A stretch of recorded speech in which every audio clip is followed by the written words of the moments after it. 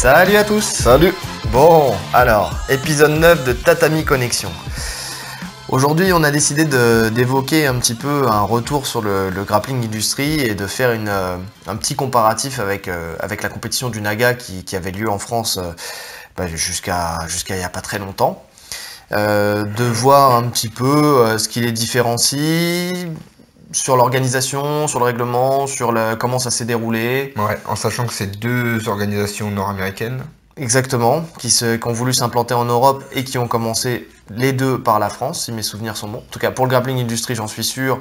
Pour le Naga, je crois que c'était aussi la première fois qu'ils venaient en Europe, c'était avec l'événement de Levallois. Donc voilà, on a décidé de faire un petit retour. En quelle année Levallois? C'était en 2010. Ok. Et j'étais présent. Et j'ai combattu, putain. Ça remonte à loin. Donc ouais, c'était un moyen de faire ce petit retour sur ces deux événements. Donc on voit que depuis quelques années, il y a ces compétitions qui sont reconnues, qui viennent d'Amérique du Nord, comme on disait, qui ont débarqué en Europe. Qu'est-ce qu'on peut en penser? Qu'est-ce qu'elles nous apportent? Comment elles ont évolué? On peut commencer par déjà parler du Naga. Déjà, dans un premier temps, on va faire dans l'ordre chronologique. Ouais. Donc, comme on a dit, le Naga 2010, c'était un événement qui était énorme, qui rassemblait plusieurs centaines, voire des milliers de compétiteurs, qui venaient sur une seule journée, qui venaient du monde entier. C'était vraiment un truc de fou. Il y avait beaucoup de Français, mais il y avait beaucoup de gens qui venaient d'Europe, mais aussi de plus loin, qui venaient du Brésil et des États-Unis. Pays de l'Est, il y avait de tout. Il y avait de tout. On sent vraiment qu'il y a des gens qui faisaient partie... Qui suivent le Naga, en fait. C'est ça. Qui suivaient le Naga partout dans le monde, parce qu'il y a, sur ces deux compétitions-là, il y a un ranking annuel. Donc, comme sur tous les gros événements, sur toutes les grosses fédérations, comme l'IBJJF ou n'importe quoi.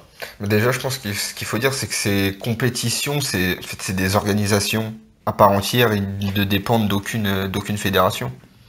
Oui. C'est des sociétés, quoi. C'est des sociétés, effectivement, qui gèrent leur truc comme une société. Voilà, c'est une équipe qui ont leur propre règlement, qui font un peu ce qu'ils veulent, quoi. En termes de règlement, etc. Qui organisent très souvent des événements, quasiment tous les mois. Pour le Naga en tout cas, ou peut-être même plus. Je sais qu'ils vont d'État en État aux États-Unis et après ils font une tournée européenne. Le Grappling Industry disait qu'ils en organisaient 2 par semaine. Ouais, c'est encore pire. Donc c'est une grosse industrie, justement. Hein, les Néerlandais n'ont pas peur de le dire. Donc 2 par semaine, un événement sur la côte Est et un sur la côte Ouest. Ils ont 2 camions qui parcourent l'Amérique du Nord, entre guillemets. Le Naga c'est pareil, je pense qu'il y a bien un événement par semaine ou effectivement plusieurs par mois, en sachant que de toute façon rien qu'aux États-Unis déjà il y a de quoi parcourir du terrain parce que voilà, mais ils en font aussi en Asie, ils en font en Europe, ils en font partout. Quand on regarde vraiment les événements, on voit que ça ne s'arrête jamais et c'est la même équipe. Nous on a retrouvé chaque année les mêmes arbitres. Ils viennent avec leur tapis. C'est vraiment le staff qui fait tout le trajet, quoi. Exactement. Même s'ils trouvent des arbitres de table sur place, en général, les arbitres centraux, c'est toujours les mêmes. À la nuance avec le Grappling Industry, qui eux, ont d'après ce que j'ai compris, des arbitres qui travaillent pour eux régulièrement, mais qui sont des locaux à chaque fois. Mais ils reprennent toujours les mêmes. Ils les forment. S'ils sont satisfaits, ils reprennent les mêmes. Exactement. Ça, d'ailleurs, c'était un bon point que j'avais apprécié, c'était que si jamais l'arbitre ne performait pas, il stoppait le contrat, quoi. Il se prenait pas la tête. Il n'y avait pas de gens qui sont là, qui arbitrent mal et qui restent parce que voilà, on a une pénurie d'arbitres ou quoi que ce soit. Non, on veut de l'efficacité, on veut quelque chose de propre, donc forcément, comme une entreprise, tu fais pas l'affaire, t'es licencié. C'est ça. Sachant que les mecs sont payés de toute façon pour arbitrer, donc voilà, il faut justifier son salaire. Exactement. donc voilà, le Naga, donc on peut dire que c'était vraiment une grosse réussite en termes de compétition. En France, ça attirait quand même tout le gratin du grappling et du jiu-jitsu français. On a vu de tout. Vraiment, c'était vraiment super parce que c'était le moment où on retrouvait sur un même événement énormément de niveaux.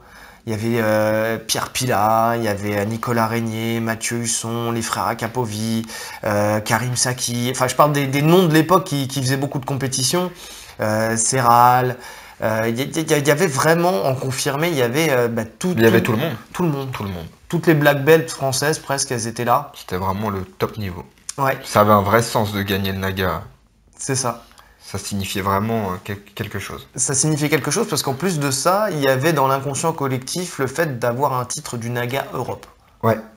Ça, c'était fou parce que tout le monde, on voyait sur les réseaux sociaux quand ils partageaient, ils disaient voilà, je suis champion du Naga Europe. C'est un peu comme les Europe IBJJF. Ouais, c'est pas vraiment un championnat, c'est pas un championnat d'Europe, mais c'est un Open européen. Et il y a vraiment tout le monde. Il y avait cette valeur-là. Ouais. Il y avait cette valeur-là de se dire, voilà, j'ai affronté tout le monde, j'ai affronté des mecs des États-Unis, j'ai affronté... Alors, les mecs qui venaient n'étaient pas forcément des tueurs, ouais. mais ils étaient là. En tout cas, ils étaient là et ça faisait des sparring, et ça faisait des sparring différents. Et j'ai l'impression qu'à cette époque-là, en tout cas sur on va dire sur l'amplitude de compétition qu'on avait à notre disposition, étant donné que je pense que les Français n'étaient pas encore très représentés sur le circuit IBJJF, le circuit CFJJB ou FFL n'était pas encore super développé comme il l'est aujourd'hui. Ouais. Donc c'était un peu l'occasion d'avoir... le rendez-vous, l'endroit où il fallait être, quoi. Ouais, c'est ça. C'était un moyen de trouver des sparring différents et de vraiment pouvoir confronter son niveau vis-à-vis des autres. C'était vraiment ça. Il y en avait deux en France. Il y avait celui à Levallois et puis il y avait aussi celui à Monaco. Qui attirait moins de monde. Dès le début? Non, je crois il me semble qu'au début c'était que Levallois, non? C'était que Levallois sur les 2 ou 3 premières années. Et après ça a été à Monaco. Ouais, et je crois que c'était un peu en parallèle avec l'arrivée de Flavio à Monaco. Ouais. Puisqu'il avait fait avec son équipe le premier Naga à Monaco. Que c'est ça. Ouais. Il avait gagné avec de belles soumissions. Je crois qu'il avait fait quelques belles soumissions à la volée. Ouais, il me semble qu'il y avait un juge à la volée. La vidéo, elle avait pas mal tourné. Ouais, mais ça avait quand même attiré beaucoup moins de monde. Ouais. Vraiment, on va pas se mentir. Le Naga à Levallois, c'était une usine, quoi. Il fallait être prêt. On pouvait se peser la veille ou le matin, mais en tout cas, si on faisait le choix de se peser le matin, on restait toute la journée dans le gymnase qui accueillait cet événement. On savait quand on arrivait, mais on ne savait pas prévoir quand on repartait. C'est ça. Il y avait par contre un retard de fou. Il y avait tellement de monde. Mais c'était compréhensible en fait. Vu le monde qu'il y avait. Bah c'est ça. Et puis surtout, ce qui attirait beaucoup de monde, c'était parce qu'il y avait des niveaux qui étaient bien déterminés. Il y avait 4 catégories de niveau, il me semble. Il y avait 0-6 mois, 6 mois 2 ans, 2 ans 5 ans et plus de 5 ans. C'est ça. Il y avait ça, et il faut compter sur pour chaque catégorie de poids, avec les enfants, il y avait les vétérans, les enfants, parce que je crois que ça commençait par les enfants et les vétérans, et peut-être même les féminines au début. Après, il y avait les adultes, en nogi, et après, on passait en gi. Au kimono, tout ça le même jour. Et tout ça le même jour. C'était des événements qui finissaient vers 22h30, 23h, minuit, enfin... Voilà, si tu étais confirmé et que tu voulais faire gi et no-gi, paye ta journée. Je pense qu'il y a beaucoup de monde aussi qui ont été saoulés un petit peu par ça, qui partaient avant parce que voilà, ça durait trop en longueur. Bon après, vu le prix, t'as pas trop envie de partir. Non, mais il y avait des remboursements. Ah ouais? Ouais.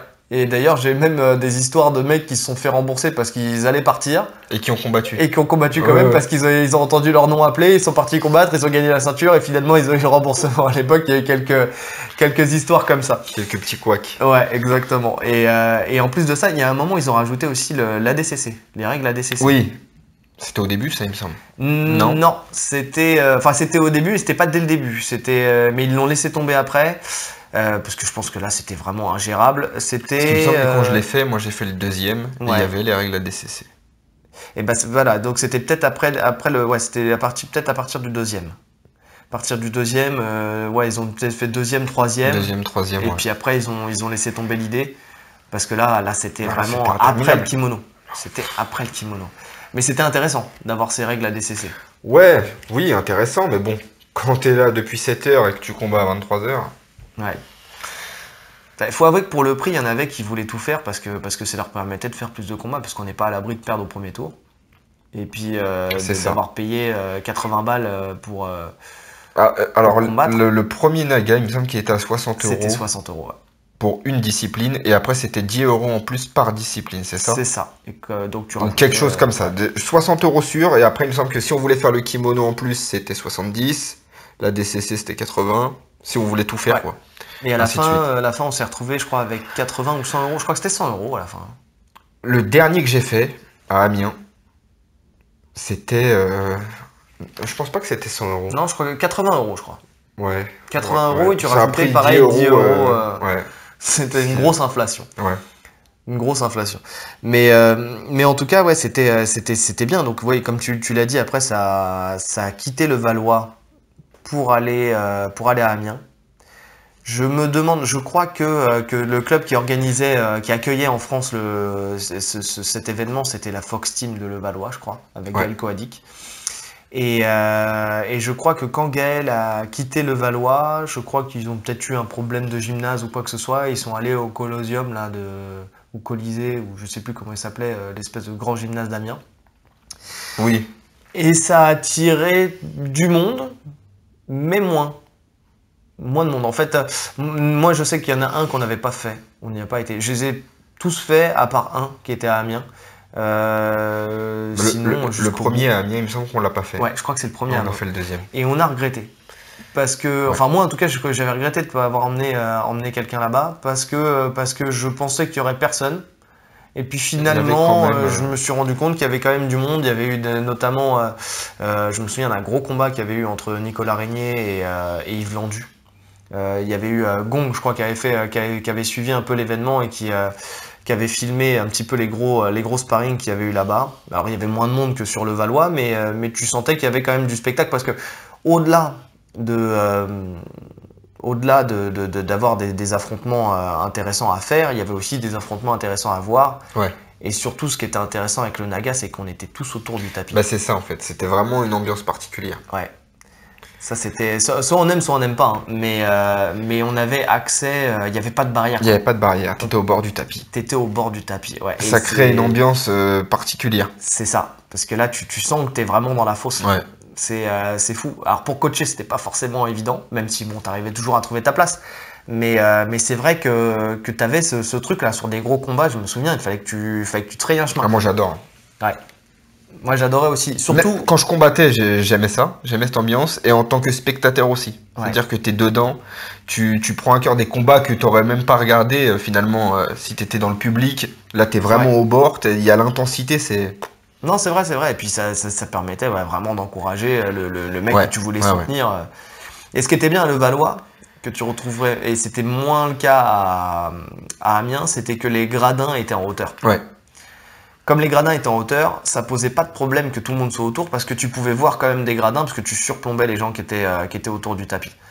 Par contre, à Amiens, bah c'était moins le cas parce que tu étais un peu sur le même plan. Bon, tu avais des gradins qui montaient, mais tu étais quand même sur le même plan. Donc ça tuait un peu le spectacle. Parce que c'est vrai que quand tout le monde est debout autour d'un tapis, bah, toi tu es là, tu peux pas rester dans les gradins, c'est pas possible. Si tu veux voir le combat, tu étais obligé de te mettre directement là, de trouver une place. C'est ça. Mais c'est vrai que c'était fou, quoi. C'était fou. Elle manque, cette compétition. Vraiment, elle manque. Elle a migré aujourd'hui. Amiens, ça a fait quoi? 3 ans? Enfin, Alors, je sais pas. Ouais, il me semble 2 ou 3 ans. Ouais, au moins 3 ans. Ouais. Ça s'est arrêté. Enfin, cette saison, il n'y a pas eu. Non, cette saison, il n'y a pas eu. La saison dernière. La saison dernière non plus, je crois. Je crois que ça fait 2 ans qu'il n'y a plus le Naga en France. Ouais. Et maintenant, si on veut combattre au Naga, il faut aller soit en Allemagne, soit, tu m'as dit, à Rotterdam. Rotterdam, il me semble qu'ils le font. Ouais. Voilà. Donc il y a encore des Français qui font le déplacement. En Angleterre aussi. Il y a un Naga en Angleterre, non? Je sais pas. Mais en tout cas, faut aller faire son petit voyage aux frontières de la France pour faire de la compétition. Il y en a qui le font encore, essentiellement des mecs de la Luta. Je vois essentiellement les mecs d'Evoluta qui y vont. Il y a eu quelques mecs du jiu-jitsu, mais quand même, quand tu vois, en tout cas en termes de com, quand je vois les images, quand je vois les podiums, quand je vois ces mecs-là, enfin quand je vois les mecs qui ont participé et qui sont sur les podiums, c'est essentiellement les mecs d'Evoluta. C'est eux qui font le déplacement la plupart du temps. Donc il y a sûrement moins de Français. Après, je connais pas tous les Français, mais il y a sûrement moins de Français et peut-être les mecs des nerfs aussi. Les mecs des nerfs fight. Donc c'est plus les mecs Luta Livre qui continuent à faire cette compétition. Les mecs du jiu-jitsu brésilien la font moins. Ouais. Après, ils sont peut-être plus concentrés sur d'autres circuits. C'est ça. D'ailleurs, on y viendra après parce que justement sur le deuxième événement qui est le Grappling Industry, on va faire le retour sur ce qu'on a vu là-bas et sur ce premier événement. En sachant que c'est qu'un premier événement, d'accord. C'est ça. Donc il faut prendre du recul par rapport à ça aussi. Il faut prendre du recul. Maintenant, si tu compares au premier événement du Naga, c'était déjà blindé. C'est vrai. Mais ils avaient l'avantage d'être la découverte d'un événement qui différait de ce qu'on avait vu. Ouais. Ils sont arrivés à une époque différente, comme on disait, où le CFG, l'IBJJF, etc. n'étaient pas au même niveau. Où on avait un peu moins de choix de compète. Ouais, parce que je pense que pour l'IBJJF, il était déjà à ce niveau-là, mais les Français n'étaient pas moins présents. C'est ça. Pour X ou Y raison, je pense qu'il y en avait déjà qui participaient, je pense au frère Olivier, il y avait des mecs comme ça qui allaient déjà, enfin en tout cas des ceintures noires qui allaient là-bas, mais sur la multitude de combattants français, il y avait moins de gens qui faisaient le circuit BJF ou UAE JJF, qui n'existaient pas d'ailleurs je crois à cette époque-là. Je sais pas. Non, mais je suis presque sûr qu'à cette époque-là, il n'y avait pas, parce que c'est assez récent quand même ce circuit-là. Donc voilà, il y avait moins de possibilités de combattre à l'étranger et donc c'était une occasion pour n'importe quel Français de venir et de se confronter à des gens venus du monde entier. Qu'est-ce qui était bien aussi, bon alors on a dit Guy et Nogi, qu'est-ce qui était bien avec cette compétition aussi, c'était que c'était la première qui apportait la clé de talon en France et des points sur les tentatives de soumission. Ouais. Et c'était pas mal parce que par rapport à d'autres événements que tu pouvais faire, ce qui est bien, c'était que ça laissait la part belle à la tentative de soumission et donc à la finalisation. Ça donnait plus de spectacles, ça attirait plus de gens. Il y a eu des gens qui ont fait des stratégies justement avec les clés, avec certaines clés pour marquer des points. Honnêtement, j'ai déjà gagné des combats grâce à ça. Ouais. Sur les tentatives. Bien sûr, parce que quand on avait conscience, ça faisait partie du game plan, quoi. Ouais. Il y a eu des mecs qui ont dominé des combats, mais qui se sont fait battre parce que les mecs attaquaient les jambes, même si ça passait pas, même si ça sortait. Je me souviens d'un combat entre Nicolas Régnier et Mathieu Husson. Ouais. Mathieu Husson avait fait une belle guerre. D'ailleurs, il était très déçu parce qu'il avait fait la guerre à Nicolas. C'était un combat qui était très fermé, mais Nicolas avait attaqué énormément les jambes. Et il avait gagné au point. Il prenait des points à chaque fois. C'est ça.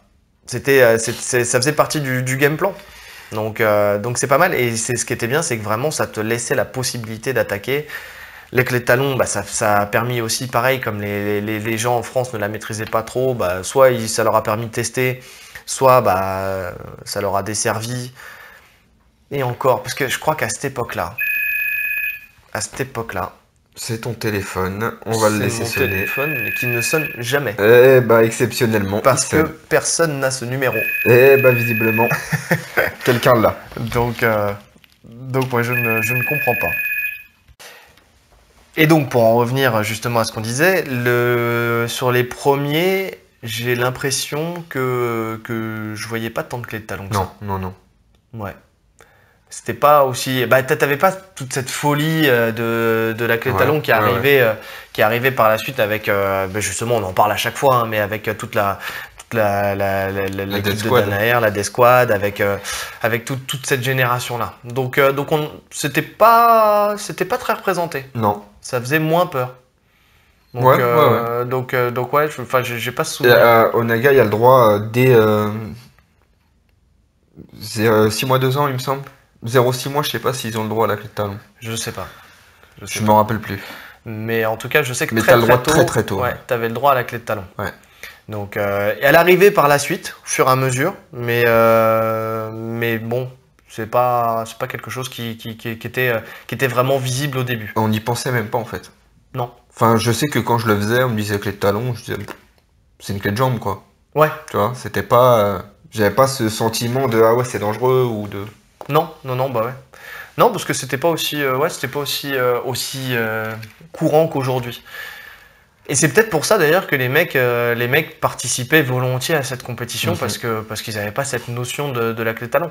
Aujourd'hui, bon, ça on l'a déjà évoqué pas mal de fois, mais je pense si les gens participent moins aussi à ce type d'événement, c'est parce qu'il y a cette crainte de la clé de talon et de la blessure. On l'a déjà dit. Je pense qu'en France, on se met des limites qui n'appartiennent qu'à nous. On est les seuls à faire du pancrace au lieu de faire du MMA. On est les seuls à mettre des coups d'hier en boxe taille. Et je crois qu'on est les seuls à pas mettre de clé de talon. C'est bien dommage. Ça commence à venir, mais c'est quand même assez dommage. D'ailleurs, j'ai appris sur le roll-up de source sûre que en fait, cette année, il posait la question si oui ou non l'adversaire acceptait la clé de talon. Et, ah ouais. Ouais. Donc, c'est pour ça qu'on n'a pas vu énormément. Et peut-être. Enfin, c'est une possibilité, parce que ça, on n'a quasiment pas vu. Ouais, donc il laissait le choix aux combattants de mettre la clé de talon ou pas. Ok. C'est un fil rouge, hein, mais parce que c'est vrai qu'on retrouve, c'est un peu l'élément commun à tous nos sujets, enfin à beaucoup de nos sujets. Donc voilà, mais en tout cas, je pense que ces tentatives de soumission, tout ça, c'était quelque chose qui était intéressant et qui a peut-être apporté du monde au début, mais qui a peut-être retiré du monde par la suite quand ça a commencé à se démocratiser, notamment sur la clé de talon. Ouais, moi je pense que c'est plutôt le prix qui a enlevé du monde. Oui, non, il y a le prix et il y a aussi la distance. Il y a l'augmentation. Ouais. Voilà, c'est le fait d'être pris pour un pigeon en fait. C'est ça. Que ça augmente tous les ans, ça va aller jusqu'à où en fait? Si les gens auraient continué à payer, tu te dis bah, l'année prochaine il rajoute 10, il rajoute 10, il rajoute... Ouais. On finit à 200 €. Non, c'est vrai, mais après quand tu compares à... Il y a eu un espèce de boycott à un moment. Il y a eu un boycott voilà. à un moment. Il y a eu ça. Pas nous prendre pour des cons. Il y a eu ça, et il y a eu aussi, parce qu'un truc qui a attiré énormément les gens aussi au Naga, c'était les médailles qui étaient très belles, et la ceinture. Et la ceinture. Ça, le fait de repartir chez toi avec une ceinture, bon, c'était pas commun dans le grappling, enfin, ou dans le jiu-jitsu brésilien. C'est pas quelque chose, tu le voyais dans le MMA, tu le voyais à la boxe, tu le voyais partout. C'est quelque chose, c'est quand même un outil, la ceinture, tu te dis, voilà, j'ai une ceinture. Tu repars avec ton truc, avec ta ceinture, tu l'exposes chez toi. En général, les mecs, ils exposent leur ceinture, ils prennent des photos avec leur ceinture. Ouais, bah c'est stylé. Bah ouais, tu vois rarement les mecs prendre des photos avec leur médaille. Par contre, une photo avec une ceinture, ils le font régulièrement, tu vois, avec la ceinture sur l'épaule ou autour de la taille. Aujourd'hui, c'est plus courant, t'en retrouves au VLB, t'en retrouves au GIC, t'en retrouves dans pas mal de trucs, mais c'est vrai que c'était le premier événement où on distribuait les ceintures. Ouais. Mais ça a été aussi l'effet pervers de la chose, c'était qu'il y a eu tellement de catégories, c'est ce qu'on disait tout à l'heure, tellement de catégories, tellement de niveaux, tellement de compétiteurs, ouais, et que ça a perdu de sa valeur. Ben c'est ça.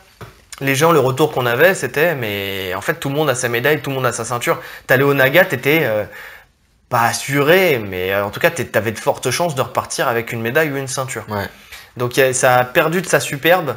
Et je pense que en kimono où tous les compétiteurs en kimono, pas en nogi, en kimono, vainqueurs même en bleu, en intermédiaire, avaient une ceinture, par exemple. Ouais. C'était pas réservé aux confirmés. Ouais. Il y avait tellement de ceintures distribuées, et je pense qu'en plus il y avait des erreurs. Il y a eu des années où il y a eu des erreurs, ce que je te disais tout à l'heure. C'était un peu brouillon au niveau des remises de médailles. On savait pas trop si il fallait donner. Enfin, il y a des mecs qui donnaient les ceintures, des fois ils en donnaient à des gens qui étaient pas. J'ai vu des compétiteurs dire aux mecs qui remettent les médailles, non mais moi c'est une ceinture. Et le mec lui donnait une ceinture, tu vois. Ouais, alors qu'il avait même pas à avoir une ceinture. C'est ça. C'était brouillon. C'était brouillon, et en plus de ça, et ben, ce qui y arrivait, quand on arrivait en confirmé où tu étais justifié d'avoir une ceinture, et ben, il y en avait plus. Donc ils étaient obligés de les envoyer par courrier, en colis, parce que voilà, donc ça veut dire que tu faisais ta compétition, tu étais là, et au lieu de prendre ta photo sur ton podium avec ta ceinture, bah, tu te retrouvais avec rien. Et t'attendais de la recevoir plus tard. Donc c'était ouais, il y a eu des années où il y a eu pénurie de ceintures, pénurie de médailles. Ouais. Ils étaient victimes de leur succès, mais ils étaient aussi victimes de leurs erreurs sur sur la distribution. Ouais. Il y a tellement, je crois que pour les gens qui étaient là et qui distribuaient, il y avait tellement de compétiteurs et de podiums qui s'enchaînaient. D'un moment, ils savaient plus. Donc les gens, ils étaient un peu, en fait, le côté élite du début où les gens se disaient je fais le Naga, j'ai gagné le Naga Europe, j'ai ma ceinture et tout ça, c'est devenu un peu banal. Ouais. Et les gens, bah, ils avaient plus trop d'intérêt à le faire. Parce que sur le CV, c'était sympa, mais après, par la suite, quand tu disais j'ai la ceinture du Naga, tu dis ouais, moi aussi. Et puis, tout le monde là, moi aussi. Pas mal de monde là. Moi non plus, je l'ai pas. Je l'ai pas parce que je combattais plus. J'ai fait que le premier en tant que combattant. Après, je combattais plus. Mais ouais, c'est vrai que beaucoup de monde là. Donc voilà, je pense que c'est un peu ça, le fait que ça soit parti à Amiens, le fait que effectivement le tarif continuait d'augmenter, qui a fait que en France, on le dit, hein, les gens n'aiment pas trop payer. Enfin, en tout cas, ont du mal à payer. Alors, on peut nuancer, parce qu'ils vont payer pour un circuit IBJJF, ils vont payer pour UAE, JJF. Moi, je pense pas que ce soit vraiment le prix. Je pense vraiment que c'est l'augmentation. Tu vois, le fait que tous les ans, ça augmente. Et que tu te dises, bon, bah... Ça va s'arrêter où? Voilà, ça va s'arrêter où? Ouais, peut-être. Et que tu te dises, bah, tant qu'on paye, bah, ils vont augmenter, en fait. Ouais. Surtout et que rien ne justifiait, entre guillemets, l'augmentation, tu vois. C'est ce que j'allais dire. Tout était pareil, il n'y avait aucun changement. En termes d'organisation, c'était toujours aussi long, c'était toujours la même équipe. Ouais. Il n'y avait pas de changement. Il n'y avait pas plus de tapis. Non. Un truc que je disais, moi, à l'époque, ils auraient dû faire une journée gi, une journée no gi. Ça aurait dû être en 2 jours. Ouais. Et ça, ils l'ont jamais fait. Ils se sont toujours organisés, parce que je pense que c'est ce qu'ils font partout dans le monde, mais ils ont toujours fait ça sur une seule journée. C'est vrai que si tu avais une journée gi, une journée no gi, ça aurait pu être pas mal. Ça aurait pu être pas mal. Bon, ça oblige les gens à bloquer un week-end si jamais ils font les deux. Mais après, c'est le cas sur beaucoup de compétitions. Ouais. Tu prends les compétitions CFG, par exemple, c'est sur 2 jours. T'as une journée gi, une journée no gi. Bah, pas toujours, mais en tout cas, sur les compétitions où ils savent, les Coupes de France, des trucs comme ça, c'est sur 2 jours. Donc ouais, c'était une possibilité. Bon, après c'est comme voilà, ça. Bon, en tout c'est cas, leur mode de fonctionnement. En tout cas, voilà, ça a conduit au fait, je pense que le Naga a quitté le sol français. C'est dommage. On se coupe d'une compétition différente des autres. Ouais. Et est-ce que, alors je me pose une question, est-ce que l'arrivée du Grappling Industry est liée au fait que le Naga est disparu? Ouais. Parce que stratégiquement, c'est un bon plan pour eux. Ouais. Oui, puisque c'est justement... on va dire que c'est... voilà, ils se basent sur ça. Et puis ils viennent en remplaçant le Naga, avec un tarif un peu moindre. Bah, ils reprennent le tarif... Alors, tu as 2 tarifs. Ouais. Si tu t'inscris en amont, ils ont pris un pôle, c'est le système d'IBJJF, justement. Si tu t'inscris en amont, je crois que c'était 45 il me semble. Et après, sinon, c'était 60. Donc 60, tu te retrouves au prix du Naga de à base. Ouais.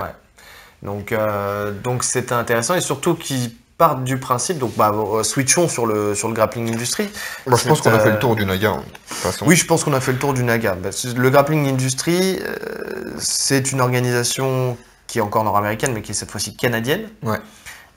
Donc qui débarque en France. On a dit qu'ils faisaient 2 événements par semaine en Amérique du Nord, ce qui est énorme. Là, ils commencent à s'implanter en Europe.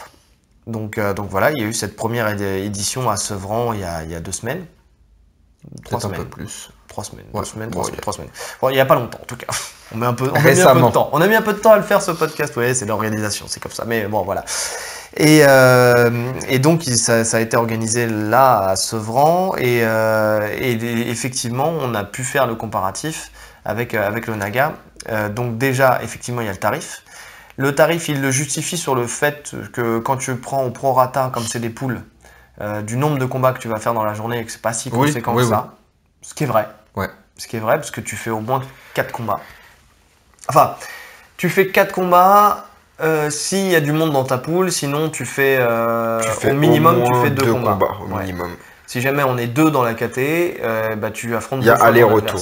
Voilà. Ouais. Enfin, 2 ou 3 combats. 2 ou 3 combats, parce que si te bats à la revanche, c'est en 2 manches gagnantes. C'est 2 manches gagnantes. Voilà, c'est ça la différence. Voilà, faut parler des poules. C'est ça qui différencie des compètes traditionnelles, c'est que c'est sous forme de poules. C'est ça. C'est sous forme de poules. Alors, ces poules. Bon, avant de parler de ça, déjà, on va parler de chiffres.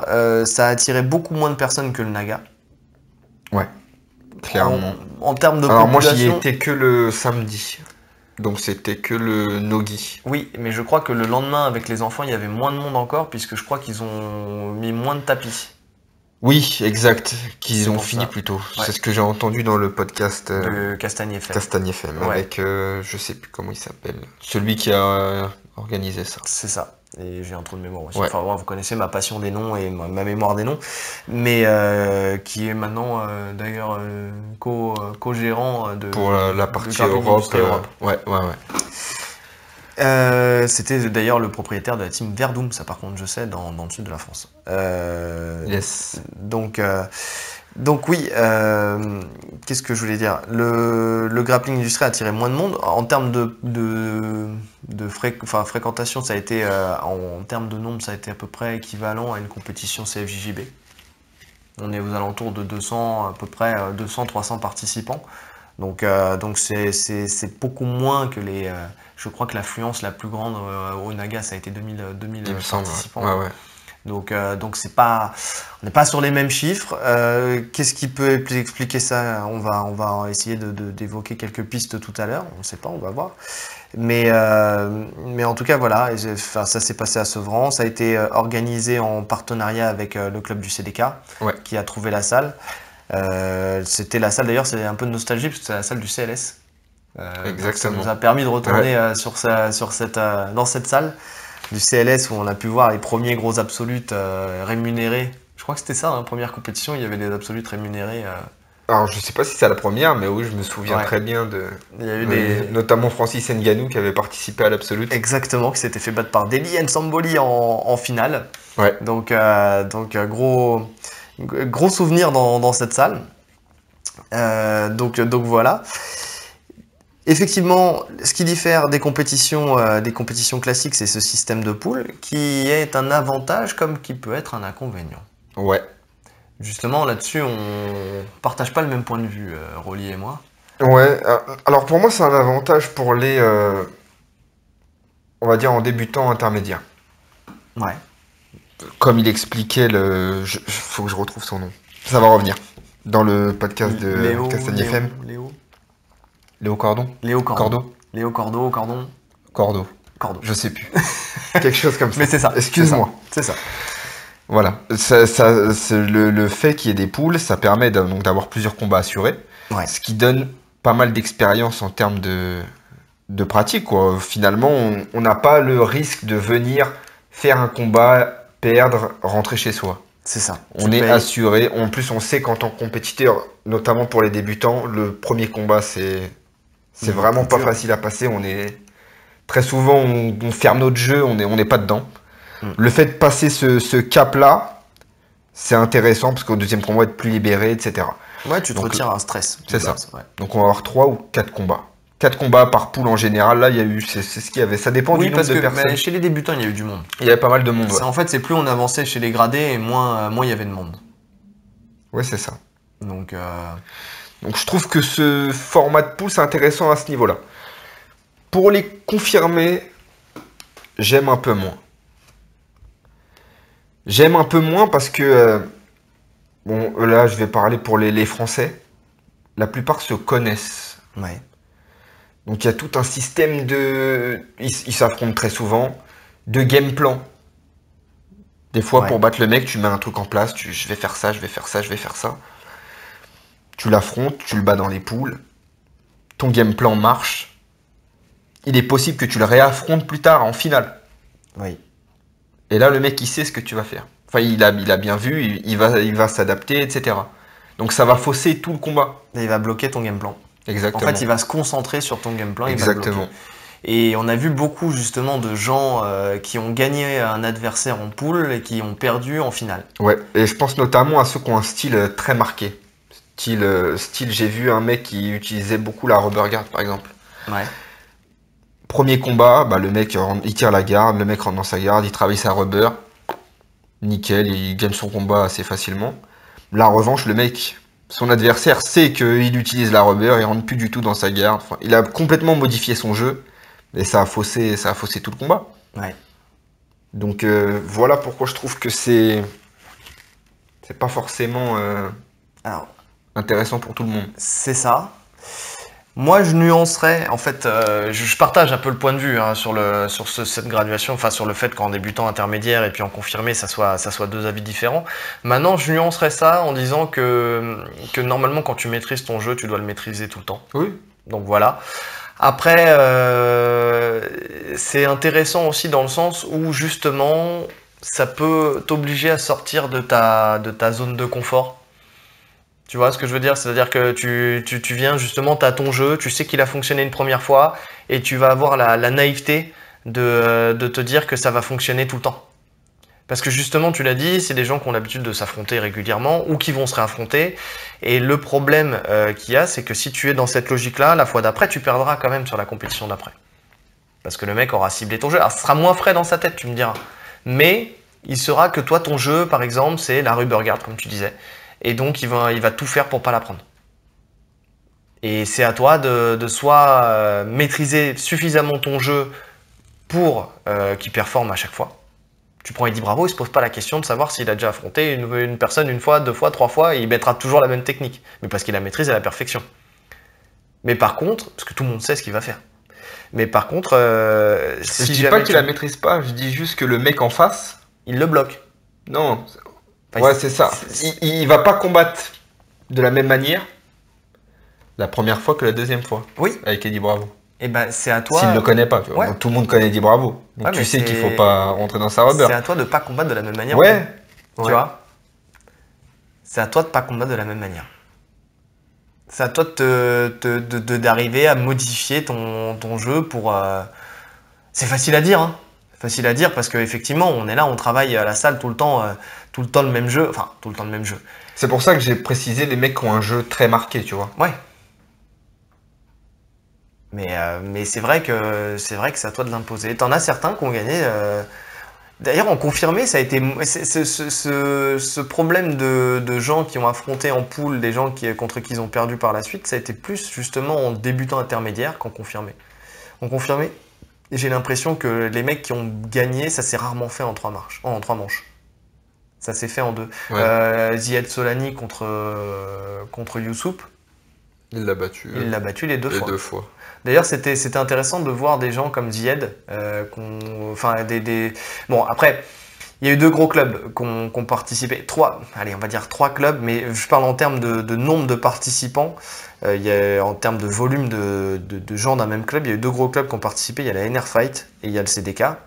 NR Fight, je pense que c'est parce que le style... Ils étaient vraiment beaucoup. Ouais, ils étaient beaucoup. Ils ont gagné la coupe par équipe, de toute façon. Je pense que si tu retires la NR Fight, de toute façon, la compétition, il y aurait eu encore... Ouais. Ça aurait vraiment réduit vraiment le nombre de personnes. Eux, pourquoi? Parce que c'est un style qui leur convient. Ils pouvaient attaquer la clé de talon, il y avait du knee ripping, il y avait tout ça. Donc, pas à tous les niveaux. Pas à tous les niveaux. Le knee ripping, ça commençait très tôt. La clé de talon, c'était quand confirmé. Ouais, c'est ça la différence avec la Naga. Ouais, c'est qu'il y avait une graduation en fonction de... mais en tout cas, c'était quelque chose qui leur convenait, qui était bon pour eux, quoi. Donc c'est pour ça qu'ils étaient présents, je pense, sur cet événement. Et le CDK parce que c'est le club organisateur. Donc forcément, tu viens, t'as une compétition dans ta ville, tu viens, tu participes, quoi. Il y avait un autre club qui était assez présent, c'était la MK Team aussi. Donc la MK Team, on a vu, d'ailleurs on a vu Zou qui arbitrait, qui a combattu. On a vu Mathieu Husson, on a vu Collinet. Oh là là, je dis n'importe quoi. Comment il s'appelle?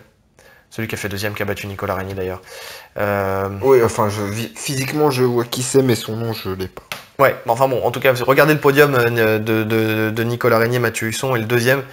J'ai toujours un trou de mémoire, mais en tout cas, oui, il y avait quand même des représentants de la MK Team qui étaient présents. Ils ont fait le déplacement, donc ça c'était intéressant. Mais j'ai l'impression que la MK Team de toute façon est dans une recherche de faire un maximum de compétition. On les voit sur tous les événements. Donc il y a eu le Spirit la semaine dernière et ils étaient encore présents en nombre, donc là-dessus il y a pas de souci. Tous les clubs devraient fonctionner comme ça d'ailleurs et envoyer un maximum de gens. Mais en tout cas donc si à part ces clubs-là, il n'y a pas eu vraiment beaucoup de gros clubs qui ont envoyé du monde. Par rapport à la Naga, on retrouvait des gens de tous les clubs. Mais je me rappelle à la Naga aussi, ce qu'il y avait, c'est que les mecs, dès qu'ils arrivaient dans les gradins, ils mettaient leur banderole. Leur banderole de leur club, et tu voyais des banderoles de partout. Ouais. Mais t'avais tout. T'avais Bitan Academy qui était très représenté à l'époque. T'avais la Z-Team, t'avais vraiment des gens de tous les clubs. T'avais Evoluta, t'avais donc Infinity, enfin qui était NCU à l'époque, qui n'était pas Evoluta, c'était NCU à l'époque. T'avais tout le monde. T'avais l'équipe de Flavio parce qu'à l'époque c'était encore Flavio, je crois. La Team Euro. La Team Euro qui était très représentée, ouais. Effectivement.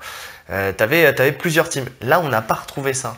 On a retrouvé des têtes comme ça qui étaient un peu présentes. Il y avait des clubs d'un peu partout en France, j'ai l'impression.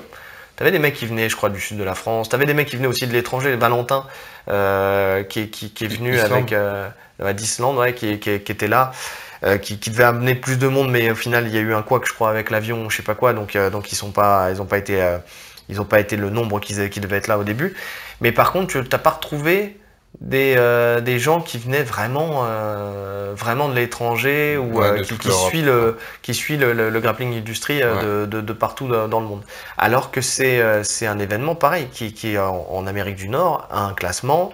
Tu me disais que c'est la Renzo qui était première. Ouais. Donc voilà, ça attire quand même des clubs comme la Renzo Academy, ça attire du monde. On a vu récemment, juste avant d'ailleurs l'événement, le combat qui a fait le buzz entre Craig Jones et Team Spring. Ça attire vraiment des grands noms. Alors pourquoi ça attire des grands noms là-bas? Tout comme le Naga, hein. Le Naga c'est pareil, hein. Ça attire des noms. Tu m'as dit John Jones, il y a eu Conor McGregor, Khabib Nurmagomedov. Plein de combattants, notamment de MMA. Qui ont combattu à Naga. Oui. Benson Anderson, ouais. Ils ont tous, presque tous les mecs de l'UFC ou du MMA, en tout cas, déjà, ils ont fait un petit passage au Naga, ouais, pour tester un peu leur grappling. Donc visiblement, grappling industry aussi, ça attire pas mal de monde. Donc pourquoi c'est pas le cas en France? Qu'est-ce qui fait que? C'est parce que vraiment, on peut dire que ça n'a pas attiré autant de monde que ça aurait dû. Alors, est-ce qu'il y a eu un problème de com? On en parlait. C'est vrai qu'il y a eu une communication qui s'est faite essentiellement sur Facebook, qui s'est fait essentiellement via l'événement qu'ils ont partagé. Pour ma part, ça s'est fait trop tôt. Ouais. Ils ont communiqué trop tôt dessus. Oui. Ce qui fait que... Alors, je me rappelle quand je l'ai vu, je me suis dit, ouah, mortel. Ouais. Enfin, comment c'était présenté, je me suis dit, voilà, nouveau rendez-vous, etc. C'est nouveau rendez-vous, et puis donc tu ça, disais... ça a pris, ça a gonflé. Ça t'a fait un petit rappel du Naga, quand même. C'est ça. Où tu t'es dit, en fait. Enfin une compétition, on va pouvoir se lâcher, on va pouvoir faire un peu tout ce qu'on veut. C'est exactement ça. Et c'est redescendu au fur et à mesure du temps. Ouais. Et en plus de ça, j'ai l'impression... Alors moi, je me suis vite abonné à l'événement. Et j'ai l'impression qu'à part les communications qui étaient faites sur l'événement quand ils publiaient une photo ou quelque chose comme ça, j'ai l'impression qu'il n'y avait pas beaucoup de com qui était faite sur Facebook pour essayer d'attirer du monde supplémentaire. Ouais. Et peut-être pas assez de com sur... Là, par exemple, on disait qu'il y a eu les textes, enfin, on va pas se mentir, sur l'événement et tout ça, les textes, ils étaient longs. Tu sais, quand tu cherchais une information, il fallait la chercher. Tu vois, ils marquaient pas des points importants. Enfin, c'est une impression que j'ai. Hein. Il y avait des liens pour le Smooth Comp. Déjà, je me souviens quand on cherchait à voir les inscrits, il y avait plusieurs liens. Et donc, pour trouver le bon lien pour t'inscrire, tu les faisais tous. Tu étais obligé de tous les faire. Donc, il y en a peut-être que ça a saoulé. Enfin, tu sais, de trouver le lien pour s'inscrire sur Smooth Comp. En plus, un outil qui est super, mais que les gens maîtrisent pas forcément. Bon, il est pas très compliqué, mais c'est le début. Après, là, ça commence à se faire. Je vois que la FFL aussi l'utilise. Ça commence vraiment à prendre de l'ampleur, ce truc-là, et c'est plutôt pas mal. J'aime bien le concept, en tout cas, de savoir quand est-ce que tu combats, de voir tes tableaux et tout ça, c'est pas mal. Mais c'est vrai que là, le lien n'était pas assez mis en avant. Et je pense à ce qu'on disait, il y a eu beaucoup de débutants intermédiaires qui se sont inscrits, mais par contre, en termes de confirmés, ceinture marron-noir, c'était beaucoup moins le cas. Ouais. Alors que c'était gratuit. C'était gratuit pour eux. Ça, c'est un point à préciser parce que c'est super ce qu'ils font là. Alors, je sais pas si ça sera toujours le cas. Mais en tout cas, sur cet événement-là, c'était gratuit. En fait, ce qu'ils faisaient, c'est que voilà, pour les marrons noirs, c'était gratuit. Et pour les personnes, en fait, chaque club pouvait envoyer une personne qui débutait, qui faisait sa première compétition gratuitement. Ouais. Donc c'est aussi ce qui est... Ah bah ce qui est pas mal. Ce qui est pas mal. Ce qui est pas mal du tout, parce que bon, c'est toujours bien, tu vois, 60 balles. Après, il faut voir comment ils arrivent à déterminer que cette personne n'a jamais fait de compétition. Parce que bon, un débutant, tu suis pas forcément le parcours de tous les débutants. Bon, après, c'est au club d'être honnête, mais... Mais bon, en tout cas, voilà, c'est pas mal. L'idée est bonne. L'idée est bonne. Maintenant, sur les marrons noirs, moi, je sais qu'il y a beaucoup de gens. Déjà, moi, je l'ai appris, je l'avais pas vu. Bah, c'est toi qui me l'as appris, je savais pas. Et moi, je l'ai appris de quelqu'un qui m'a dit, ouais, je voulais participer parce que j'ai appelé pour confirmer que c'était bien marron noir, que c'était bien gratuit. Et en fait, il y avait personne dans sa KT, et donc il a laissé traîner, et puis au final, il s'est pas inscrit. Et mais je savais pas, et j'ai parlé après avec plein de gens où je disais oui, marron noir c'est gratuit, et il y a plein de gens qui étaient pas au courant, qui m'ont dit attends, c'est marqué où? On a même nous des fois on a revérifié pour voir, pour rechercher dans le texte, mais il aurait peut-être fallu marquer des points. Vraiment peut-être un bullet point, ça, voilà, c'est ça. En début, un bullet point avec le lien pour s'inscrire tout de suite, les points les points, voilà, système de pool, 4 combats minimum, peut-être expliquer rapidement, gratuit pour les ceintures marron, ceintures noires, et après mettre leur texte un peu long d'explication et tout ça, où ils expliquent l'histoire du truc, le fonctionnement et tout ça. Donc ça aurait peut-être plus marqué les gens, ça aurait peut-être plus tilté, peut-être faire une affiche où vraiment c'était affiché. Et je pense peut-être que ça aurait peut-être incité plus de gens à le faire. Ouais, parce qu'on parlait du tarif. Le tarif, pour moi, il est raisonnable. Oui. 45 €, c'est... C'est raisonnable, bien sûr. C'est plus que raisonnable pour plusieurs combats en plus. Après... On en parlait au tout début, enfin entre nous, il n'y a pas de ceinture. Ouais. Il n'y a que des médailles. Il n'y a que des médailles, il y a que des médailles qui sont différentes des autres, mais esthétiquement, elles sont quand même moins belles que celles de la Naga. Franchement, ouais, ça c'est un point important. Hein. Ouais. Le Naga font vraiment des belles récompenses. Ouais. Bah, la Naga font des belles récompenses, et puis surtout, tu as moyen de faire des belles récompenses. Là, je voyais l'Open de Lyon, là, ISCF-JJB. Ils ont fait justement un lion pour la médaille. Ouais. C'est super mortel, tu vois. Tu sens que tu peux faire un truc sympa. Là, le logo du Grappling Industry dans les deux mains, grossièrement fait, voilà, c'était pas fou. Le truc qui est bien, c'est la grosse médaille du club. Ouais. Ça, c'était sympa, qui a été remporté d'ailleurs par la Inner Fight. Bah, au nombre, déjà, ils ont performé, et puis en plus, ils étaient très nombreux, donc il y a une logique pour qui gagne cet événement. Donc cette grosse médaille était sympa. Au moins ça notifie peut-être un peu mieux par contre qu'une coupe ou quelque chose comme ça, tu vois, d'avoir cette médaille-là. Bon, à stocker chez toi, c'est moins évident. Une coupe, tu la poses sur ton étagère. Tu la poses au club. La grosse médaille, ouais, mais elle était pareille sur le même fonctionnement. Tu sais, tu peux pas vraiment la poser parce qu'en plus c'est une espèce de comme un bouclier, tu vois. Ouais. Ça, donc la base n'est pas large, tu vois ce que je veux dire. Donc pour la poser, c'était un peu plus compliqué, mais bon. C'est de la logistique, après tu achètes un petit truc pour le poser dessus. Mais donc c'était intéressant. Mais c'est vrai que tu retrouvais pas ce truc où tu te dis ah voilà, je repars avec ma ceinture, ou je repars avec... Ou peut-être qu'ils auraient peut-être dû faire un Grappling Industries Europe, tu sais, pareil, de se dire que les gens jouent là-dessus, ça peut être fait. Ouais. Moi je pense sincèrement qu'on est passé, on est en 2019 et puis en 2010. Et que les gens sélectionnent leurs événements, qu'il y en a beaucoup qui préfèrent faire le circuit IBJJF. Enfin, maintenant, voilà, les gens ont pris une licence dans une fédération.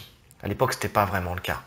Aujourd'hui, les gens, ils ont une licence dans une fédération, donc ils préfèrent faire les compétitions de leur fédération, de mettre toute leur énergie, leur préparation là-dedans, et pas forcément d'aller voir ailleurs s'ils y sont.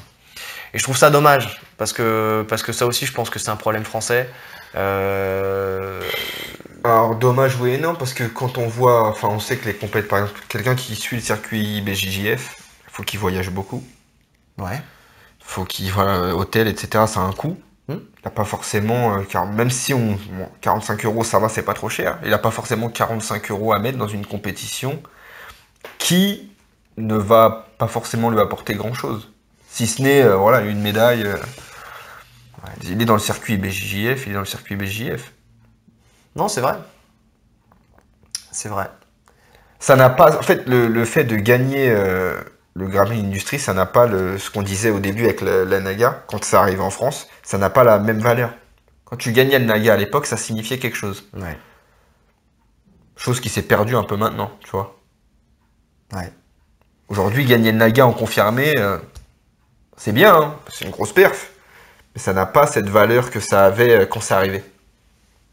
Ah, mais regarde, quand tu regardes aux États-Unis, les mecs se posent pas la question, ils font tous les événements. Ouais, mais c'est pas pareil. Pourquoi c'est pas pareil? C'est pareil, les mecs sont professionnels pour la plupart. Enfin, il y a eu des professionnels qui combattent, donc effectivement, ils ont au niveau financier, c'est différent. Mais t'as quand même des mecs qui font tous les circuits. Enfin, tu sais, je pense qu'ils se mettent moins de barrières sur ces trucs-là. Tu vois, ils vont faire les compétitions, ils vont faire les compétitions de leur fédération, mais à la fois, ils vont aussi faire des compétitions annexes pour garder, entre guillemets, le nez dedans, quoi, le nez dans le guidon. Tu vois, ça fait de l'expérience supplémentaire. Je pensais, tu vois, qu'il y aurait, par exemple, plus de monde qui font... IBJJF, j'y croyais moins, parce que je pense que vraiment, c'est un monde à part maintenant. Ceux qui font les compétitions IBJJF, ils sont vraiment... ils se ferment au reste du monde. En France. J'ai vraiment cette impression-là, et je trouve ça tellement dommage, mais bon. Mais par contre, je pensais qu'il y aurait plus de monde qui combattent au CFG qui aurait fait cette compète-là. Ouais. Tu vois, et ça n'a pas été le cas. Alors tu me Bah diras... déjà, il y a eu les championnats. Voilà, on avait dit ça. Mais ça supprime quoi, 10 personnes. L'équipe de France, c'était quoi? Ouais, c'est ça. C'est 10 personnes. Ouais, 10 personnes. Et encore, tu prends Anthony De Oliveira qui l'a fait. Qui l'a fait. Il l'a fait en gi et no gi, et pourtant il a fait les championnats d'Europe. Après, c'est un risque. Hein. Non, oui, bien sûr, c'est un risque. Il pouvait se blesser juste avant de combattre. Je ne juge pas les combattants qui l'ont pas fait. Hein. Surtout quand il y a la clé de talon, tu vois. Est-ce que la clé de talon leur fait pas peur aux Français? Je sais pas, ça c'est un autre débat, mais bon, ça c'est... Mais ouais, je pense que, et c'est dommage, que n'importe quelle compétition qui s'installerait en France aurait du mal à décoller. Répète-moi ta question. Enfin, c'était pas une question. C'est ce que je me disais. Parce que je cherchais une réponse. Mais de réponse à de la rhétorique. Non, n'importe quelle compétition qui s'installerait en France aurait du mal à décoller.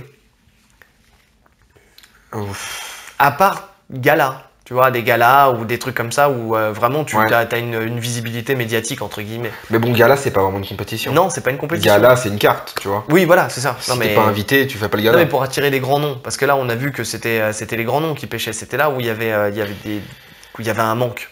Ouais, parce que gala, t'es payé aussi. Ouais, gala, t'es payé. Le fait qu'il y ait une petite prime financière, je pense par exemple une compétition comme le Naga qui a fait une fortune, hein. Quand tu parles de 2000 compétiteurs à 60 € minimum par compétiteur, t'as qu'à faire le calcul. Hein. Il y avait de quoi très largement faire des primes et des sacrées primes, au moins pour les confirmer, tu vois. Pour les autres, je dis pas, mais pour les confirmer... Il n'y avait pas de prime. Il n'y avait pas de prime, non? Bah non. Mais il y avait de quoi faire de sacrées primes avec l'argent récolté. Ouais, mais c'est une entreprise.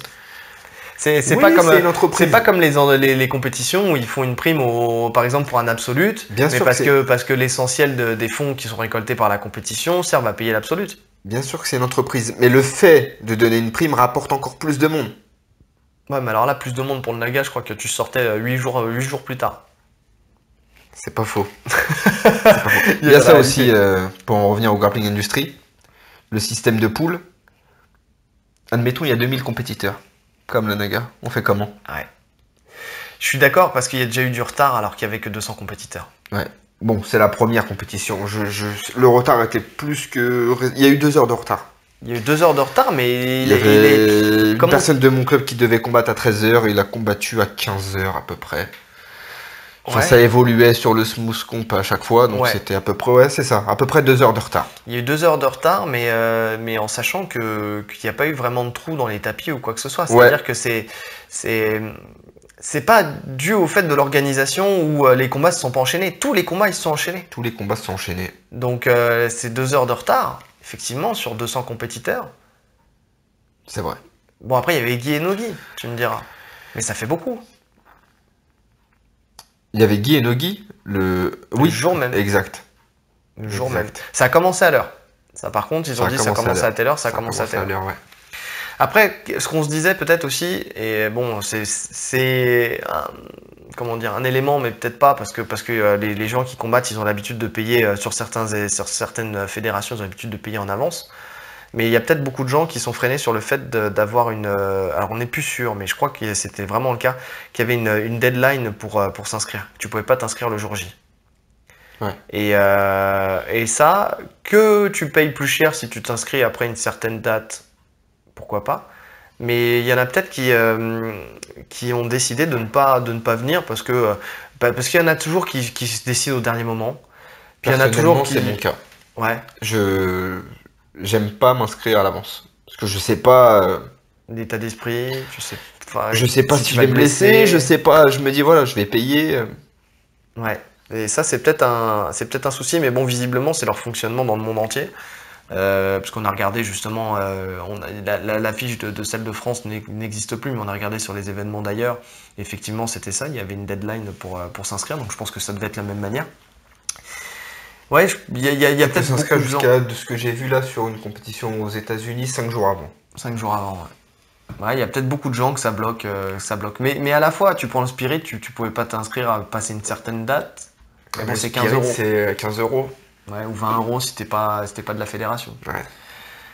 Donc ouais, il y a peut-être... mais c'est 15 € que tu payes sur place. Que tu payes sur place. Ouais. Tu vois. Donc si tu vas pas, tu payes pas. Alors que là, tu payes par virement. Ouais. Enfin, l'argent, il sera encaissé quoi qu'il arrive. Elle est là aussi la différence. Ouais. Disons que c'est un moyen pour le grappling industry de s'assurer d'avoir le nombre de combattants. Bien sûr. Mais à la fois, c'est un problème.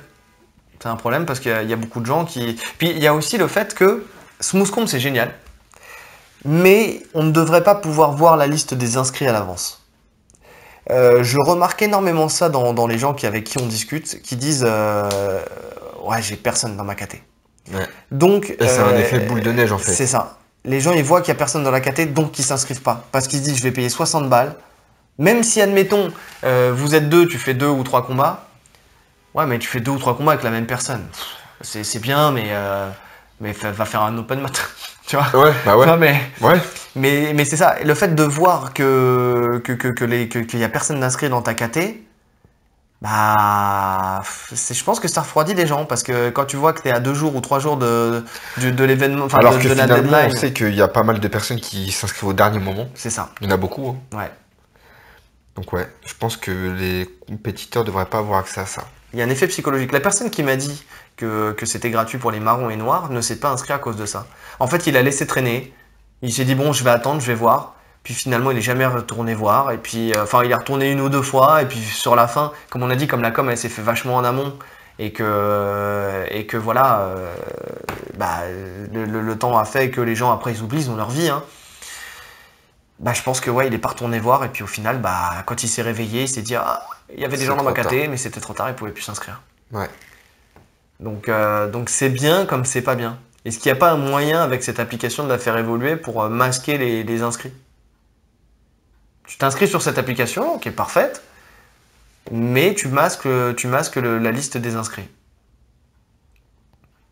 Je pense que tout est possible. Hein. Bah oui. Après, c'est peut-être un problème franco-français, encore une fois. Hein. On est un microcosme, nous, en France, mais en tout cas, ouais, c'est peut-être une des raisons pour lesquelles les gens n'ont pas fait le déplacement. Ils se sont dit, attends, je vais pas aller à Sevran. Alors quand tu es véhiculé, que tu es en voiture, tu te dis, bon, ça va, c'est une demi-heure de Paris. Ouais, c'est relativement proche. Oui, au retour, tu es à 1h30. Parce qu'il y a plus de monde. Mais ouais, parce que nous, on s'est tapé quand même un sacré périple pour rentrer. Merci Waze, parce que sinon, je pense qu'on aurait mis plus de temps. Mais ouais, donc t'as ce truc-là. Maintenant, en transport, c'est pire. Enfin, pour aller jusqu'à Sevran. D'ailleurs, il le disait, hein, le CDK, quand ils ont fait le podcast de Castagne FM, ils sont un peu isolés du monde parce que pour aller jusqu'à là-bas, c'est une galère, quoi. Donc c'est un souci. Si tu te dis, voilà, je vais là-bas, je perds ma journée, je vais galérer à y aller pour faire peut-être un combat ou 2 combats contre la même personne, et encore à la condition que ce mec-là vienne le jour J. Bah c'est ça. Bon, logiquement, s'il a payé, il vient. Ouais, c'est ça aussi. Tu peux te blesser. Tu peux te blesser, tu peux pas venir. Tu peux te blesser. Bah oui. Quand t'as qu'un seul adversaire, voilà. Et en fait, le mec qui va regarder, et ça se trouve, il y a 10 mecs qui regardent tous les jours et qui se disent, il y a personne, je m'inscris pas. Tu peux te blesser. Et avec le Smooth Comp, est-ce que s'il y a personne dans ta KT, on peut te basculer sur une autre KT? Je ne sais pas. Je ne sais pas. Est-ce que tu peux switcher sur la caté du dessus, ou passer en adulte, ou si t'es en junior, ou passer intermédiaire si t'es en débutant. Enfin, comme ça se passe dans les KT, dans les compètes CFG. Si t'es U20, tu peux passer en senior s'il y a personne dans ta KT, etc. Ouais, ils sont arrangeants la plupart du temps. Bon, après, je sais pas si ça durera, mais en tout cas, pour l'instant, ils sont quand même arrangeants. Si tu t'y prends à l'avance. Mais ouais, je ne sais pas. Je sais pas du tout si c'est le cas aussi. Parce que comme tout est préenregistré, tout est enregistré sur Osmoscomp, le fait de changer un seul truc, est-ce que ça chamboulerait pas tout, quoi? Bah, t'as quand même des gens qui sont pas venus sur le jour J, donc après ça refait le calcul automatiquement. Ouais. C'est l'avantage d'avoir une application, c'est que ça se fait automatiquement. Ouais, ça se fait automatiquement. Ouais, c'est vrai. Donc ouais. Non, peut-être une com pas gérée comme il se doit, peut-être. Peut-être la faire. Des fois, faire un événement sur du court terme, ça permet de faire un effet de précipitation des gens. Ouais, c'est ça. Tu sais, t'as une fenêtre, une courte fenêtre pour t'inscrire. Les gens, il faut qu'ils s'inscrivent tout de suite.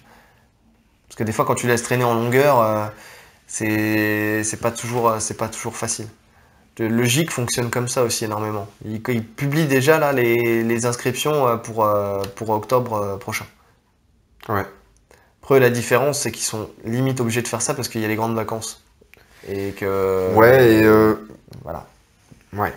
C'est la première compète de la saison. Et c'est la première compète de la saison, donc c'est vrai qu'ils ont cette force-là.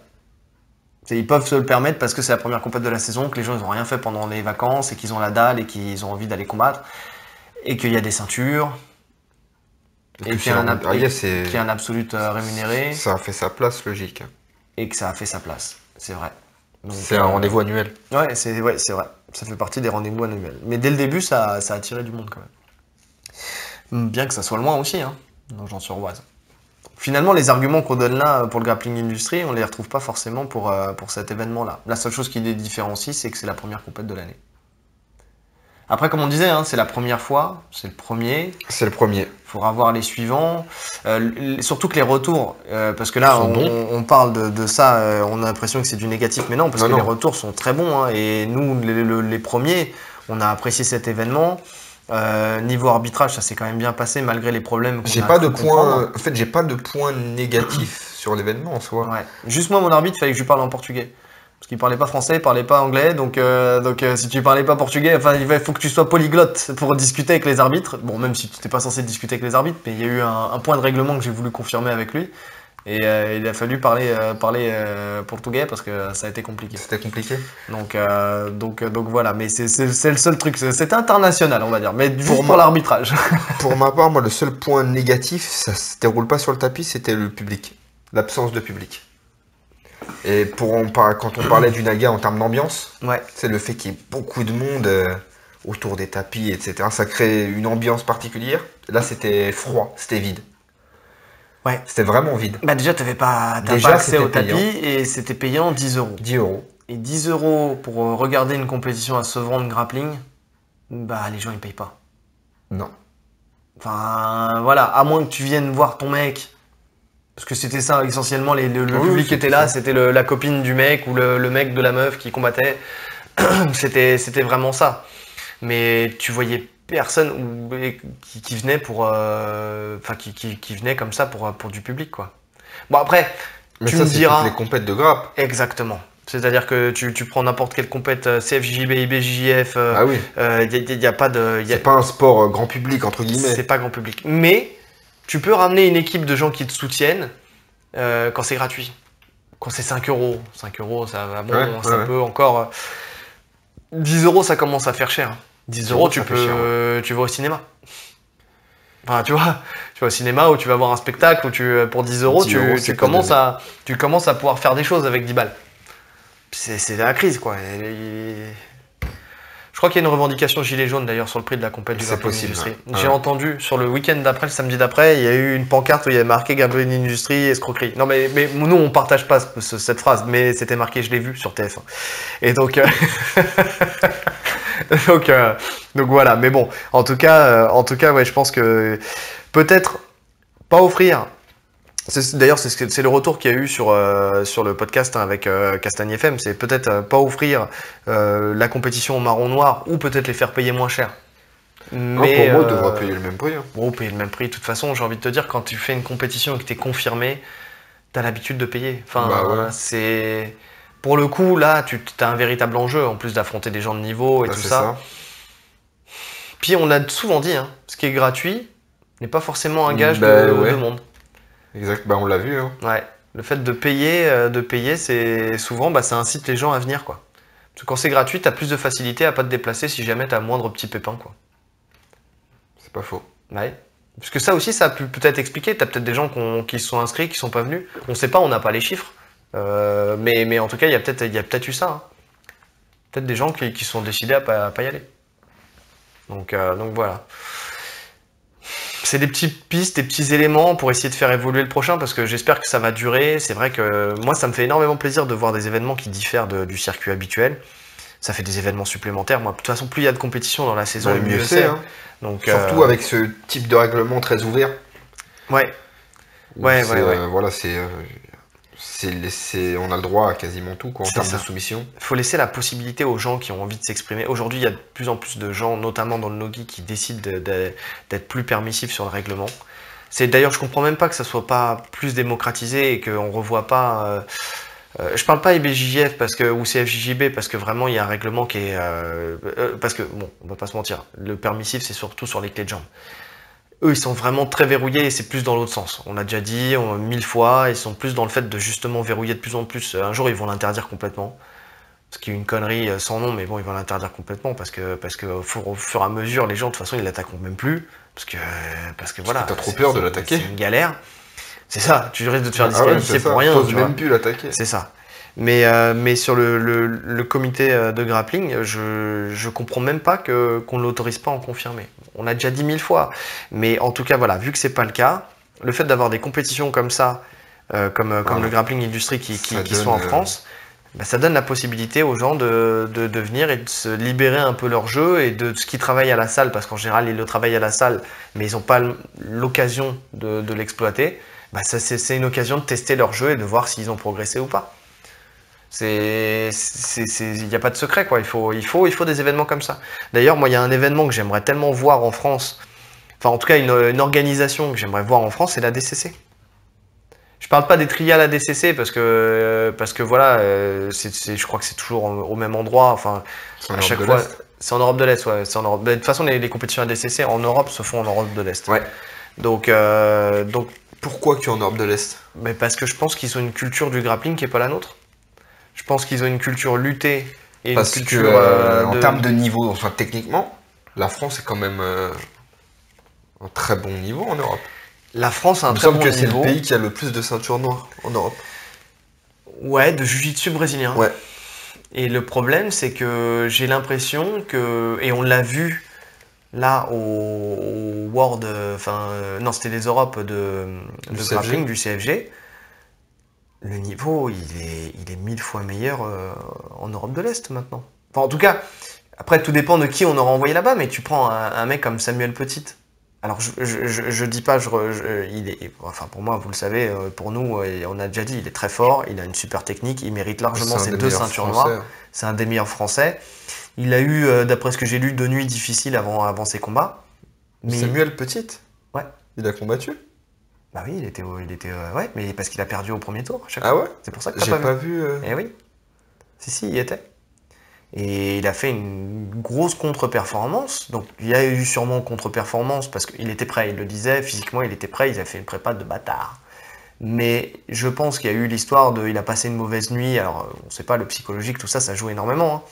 Mais je pense, et sur les retours que j'ai eu de gens qui étaient là-bas, je pense que le niveau là-bas est devenu très très fort. Déjà, ils sont professionnels déjà, les mecs.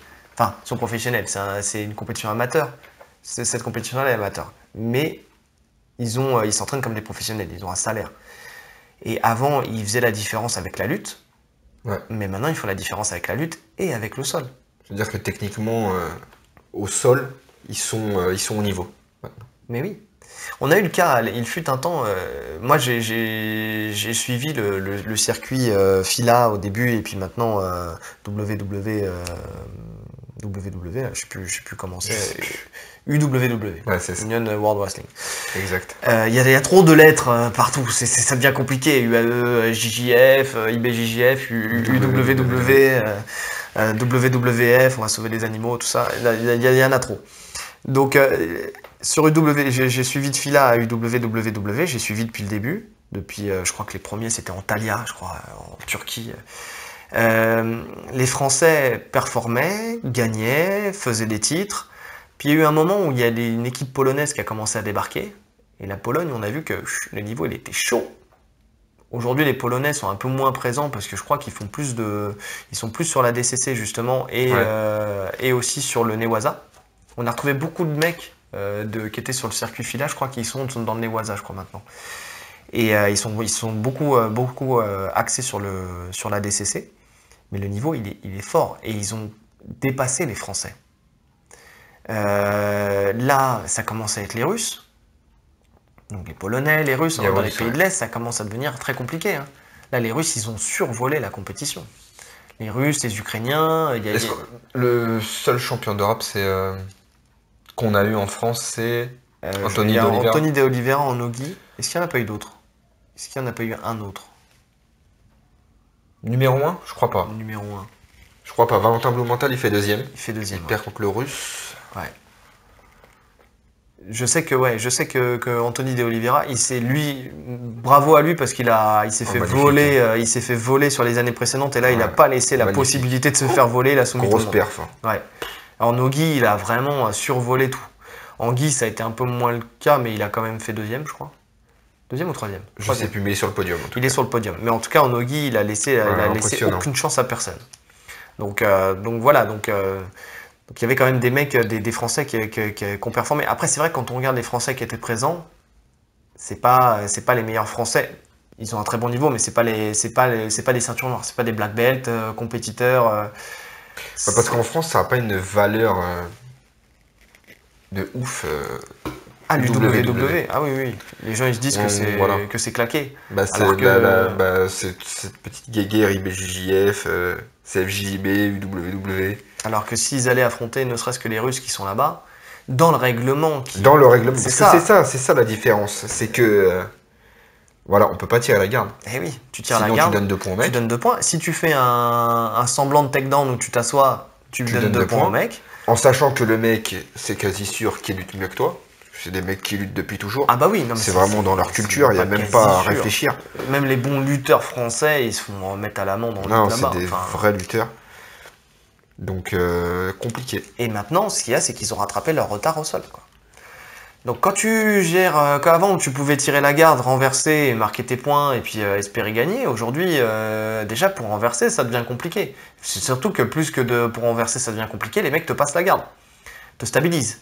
Et quand ils stabilisent, c'est un sacré physique quand même. Bien stable après. bien stable. Ils t'ont bien calé. Exactement. Là-dessus, il n'y a pas de souci. Donc ouais, non, ça devient compliqué. Donc, et je pense que c'est parce que on s'enferme dans des styles qui... en France, on a un style qui est plus tourné vers l'IBJF dans la pratique. Ouais. Donc le fait d'avoir des événements comme ça, et je pense à la DCC avec ce règlement-là, ça serait super. Ça serait super d'avoir parce qu'ils font des compétitions, où il y a débutants, intermédiaires, il n'y a pas que les trials à la DCC. Et d'ailleurs, on le voit, les Français qui font le trial à la DCC performent pas forcément, même loin de là. Rares sont ceux qui se sont qualifiés. Nicolas Régnier, pas Nicolas Régnier. Alors à l'époque, il y avait Kassim Annan. Oh, ouais. C'est très vieux. Ça remonte à loin. Très vieux. Laurence Cousin qui a fait... Laurence Cousin, de toute façon, et Nicolas Régnier, ils avaient fait la DCC ensemble. C'est les 3 noms. Il y avait Kassim Annan aussi. Ouais. C'est les 3 noms qui me viennent. Mais c'est vraiment très vieux. En tout cas, pour Kassim Annan... ouais. Je pratiquais même pas. C'est l'époque où je lisais Fight Sport, en fait. Donc c'est très vieux. Mais ouais, sinon, après, il y a qui? Il y a personne. Hein. Là, il y a des équipes, hein, souvent issues de la Luta d'ailleurs, qui vont là-bas et qui ne font pas de podium. Hein. Ouais. C'est très compliqué. Hein. Même Thomas Loubersan, voilà, je pense qu'aujourd'hui ça serait différent, mais même lui qui l'a fait régulièrement, il s'est pas qualifié. Qui en plus s'est habitué à ce style de... Ouais. Il s'est pas qualifié. Mathieu Husson, il est allé là-bas, il s'est pas qualifié. Il y a pas mal de monde comme ça ils envoient des équipes régulièrement et se qualifient pas. Parce que le niveau est fort et je pense que le style est différent. Et le fait peut-être d'attirer, parce que là, pour le coup, quand c'est Amérique du Nord, peut-être que le Grappling Industry n'a peut-être pas fait suivre son public, mais si c'est la DCC, les gens des pays de l'Est, ils peuvent suivre plus facilement. Bah les gens, mais je pense que s'il y a un ADCC en France, il y aurait même l'Angleterre, etc., les Italiens, les Allemands. L'ADCC, c'est vraiment, encore actuellement, c'est vraiment le top. Hein. Bah disons que le Grappling Industry, avant qu'ils fassent leur événement ici, moi je connaissais pas. Moi non plus. Le Naga, je connaissais. Non. Toi, tu connaissais pas? Moi, j'en avais déjà entendu parler. Non. Mais en fait, quand j'ai commencé, le Naga venait d'arriver, donc je l'ai connu comme ça. Ouais, c'est vrai. J'étais pas dans le milieu depuis. Ouais, c'est vrai. Mais par contre, la DCC, tout le monde connaît. La DCC, tout le monde connaît. C'est sûr que ça attirera du monde. La DCC, dans la tête des gens, c'est vraiment le... En termes de grappling, hein, de nogi, c'est le plus gros événement. La plus grosse fédération de grappling, c'est le Naga. Mais par contre, le plus gros événement de grappling... La plus grosse fédération je crois que celle qui attire le plus de grappleurs au monde, c'est le Naga. Ah ouais? Ouais. Organisation en termes... Naga qui veut dire North American Grappling Association. Exactement. Ouais. Donc c'est une association, c'est pas une fédération. Mais la plus grosse association de grappling au monde en compétition, c'est justement c'est pour ça que le Grappling Industry veut concurrencer le Naga, je crois. Mais ce qui est différent, parce que tu payes et tu vas au Naga. C'est quelque chose que tu ne fais pas pour aller à la DCC. La DCC, il faut te qualifier. Il faut te qualifier, ouais. Oui, non mais là, les compétitions à DCC, tu payes ton inscription. Je parle des compétitions à DCC. Ah, d'accord, ok. Mais après, oui, sinon pour participer à la DCC, moi je parle de à l'événement de la DCC, bien bien sûr, c'est soit tu as deux manières d'y être, soit c'est tu es invité, soit tu es qualifié. Voilà, c'est ça. Donc voilà. Mais en tout cas, nous on ouvre toujours le sujet et on essaie d'attirer des gens à prendre des décisions que nous ne prendrons pas. Si quelqu'un n'a pas le pouvoir de prendre. Si quelqu'un nous écoute et décide de contacter la DCC pour l'attirer en France, ça peut être pas mal. Et peut-être qu'un jour, en plus, il y aura peut-être avec ça peut-être un trial à DCC Europe en France. Et ça attirera peut-être plus de Français et ça peut-être maximisera nos chances d'attirer un Français à la DCC. Ouais. Hors Nicolas Régnier, qui est invité régulièrement. Mais ouais, donc ça peut être pas mal parce qu'on a des combattants aujourd'hui qui ont leur place, qui pourraient avoir leur place, mais juste qui, quand ils sont confrontés à la DCC, n'ont pas cette expérience de compétition qui diffère. Ouvrez votre esprit, arrêtez de rester bloqué dans vos habitudes et essayez de travailler différemment, ça ne vous fera que grandir. J'en viens toujours à cette conclusion-là. Travaillez dans tous les styles, travaillez dans tous les règlements, ça vous fera grandir. Et même ça vous fera grandir dans votre style de prédilection. Si vous combattez en IBJJF et que vous n'avez pas le droit aux clés de jambes, enfin à toutes les clés de jambes, bah des fois, ne serait-ce que le fait de tourner avec ces clés de jambes-là, ça vous crée des fois des petites portes ouvertes que vous pourrez utiliser, c'est-à-dire adapter ce style-là à votre jeu IBJJF et vous faire performer.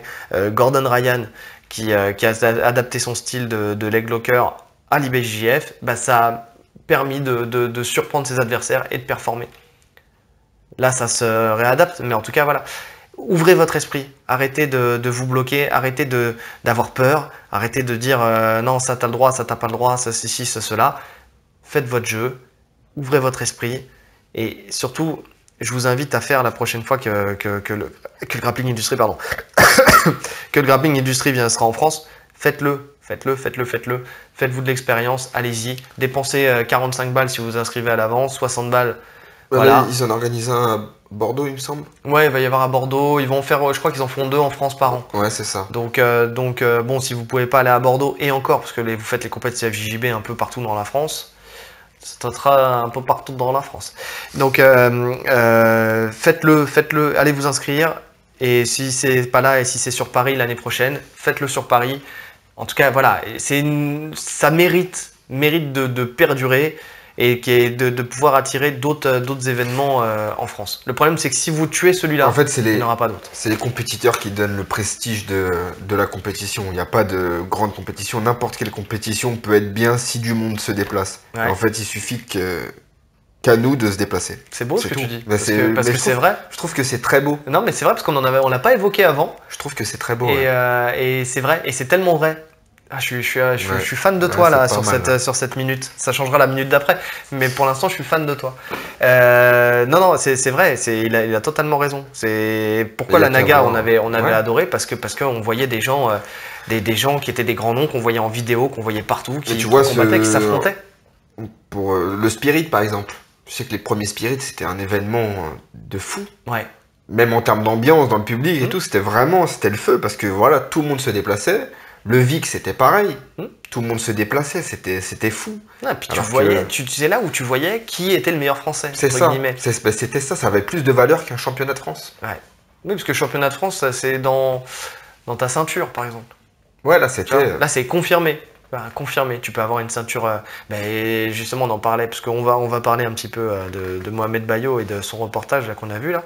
Mohamed Bayo, il a fait le Spirit, il a fait le challenge, il a battu Haïdar. Mohamed Bayo est bleu, Haïdar est marron. T'es sûr de ça hein, parce que moi j'ai pas vu. Ouais, je te fais confiance. J'ai vu le combat tout à l'heure. T'as vu le combat tout à l'heure? Il l'a partagé d'ailleurs, Mohamed Bayo. Mohamed Bayo. Donc il a battu Haïdar, qui est un combattant reconnu, ceinture marron, très fort. Qui est très fort, qui a survolé sa catégorie. Et il s'est fait battre par Mohamed Bayo, qui est ceinture bleue. Donc, et c'est en plus de ça, en termes de poids, Haïdar est pas plus lourd. Alors les deux, c'était dans l'absolu de plus de 80. Les deux, c'est en plus de 80, d'accord. Il me semble qu'ils sont mis en plus de 80. D'accord, ouais, non, ils font peut-être le même poids en fait. Ils sont peut-être dans la même catégorie de poids. Ouais, en tout cas, physiquement, il n'est pas plus gros. Ouais, il y en a un qui est plus grand que l'autre. C'est ouais. juste ça. Mais en tout cas, voilà, c'est pour vous dire que ce que j'aime, moi, dans les systèmes de confirmés intermédiaires et débutants, c'est qu'il y a des surprises. C'est qu'il y a des surprises, mon gars.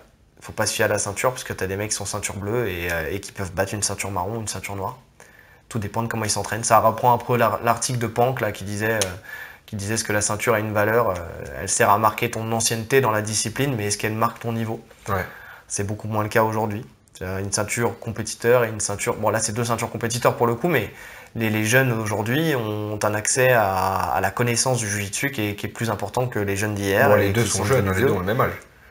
Pour le coup, là, Haïdar et... Haïdar, il a pas l'âge de Mohamed Bayo. Non, mais bon, ça reste un jeune compétiteur. Ouais, c'est un jeune compétiteur, mais à quel âge? Il a la vingtaine passée, il doit avoir 22 ou 23. Oui. Ah, Mohamed Bayo, il a 18 ans. Il n'y a pas... je suis désolé. Il y en a un qui est marron. Pour moi, ça reste deux jeunes compétiteurs. Oui, mais il y en a un qui est marron et il y en a un qui est bleu. Donc il y en a forcément un qui a plus d'expérience de compétition. C'est ça, qui tourne depuis plus longtemps et en plus qui tourne sur des gros circuits. Donc voilà. Excuse-moi. Non, je t'excuse. Donc voilà, justement, parlons-en. Je vous invite à aller voir justement ce petit reportage sur Mohamed Bayo. Je l'ai pas regardé encore. Tu l'as pas regardé encore. Tu me l'as dit, ouais, je l'ai pas fait. Faites pas comme lui. Allez le voir. Moi, je l'ai trouvé partagé sur le mur de Reda Meptouche. Il s'appelle... comment il s'appelle Banger. Non, mais c'est le... Non, mais le mec oublie tout. Ah, mais je te l'ai dit en plus. Donc ça veut dire que toi, tu t'en es pas plus souvenu. C'était la page, là, ce qu'on fait ça. Bon, c'est un reportage sur Mohamed Bayo qui explique un petit peu... Sur YouTube, il est disponible? Oui, c'était sur YouTube. C'est le lien, mais c'est sur YouTube. Donc tapez Mohamed Bayo, vous allez sûrement le retrouver. Je crois que c'est Clickbanger ou un truc dans le genre. Possible. Et donc il retrace un petit peu. Il y a son père qui parle. C'est au moment des Europes qu'ils l'ont fait.